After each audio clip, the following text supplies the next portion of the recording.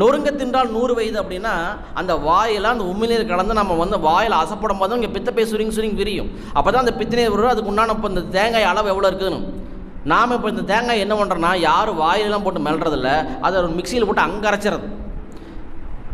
வாயை மிக்சியை மாற்ற சொன்னால் அதுக்கு ஒரு கருவி கண்டுபிடிச்சி அங்கே அரைச்சிறது. அதுக்கு தோசைக்கும் இட்லிக்கும் வச்சு உள்ளே அமுத்திடுறது. அந்த தேங்காய் உள்ளே போனால் கெட்ட கொழுப்பாக மாறும். இதே நீங்கள் வாயில் அரைச்சிங்கன்னா நல்ல கொழுப்பாக மாறும். அவ்வளோதான் விஷயம். பித்தநீர் கலக்கலைன்னா அது கெட்ட கொழுப்பு, பித்தநீர் கலந்தால் அது நல்ல கொழுப்பு. இது தெரியாமல் நாம் என்ன பண்ணுறோம், இப்போ வாயில் மெல்றதே இல்லை, இப்போ பித்தப்பை சுருங்கி விரிகிறதே இல்லை. இப்போ பித்தப்பையில் 15லேருந்து 40 நாள் கழுவி வெளியே அந்த பித்தநீர் வெளியேறினா அது தெவஞ்சு போயிடும், அப்புறம் கல்லாக மாறிடும்.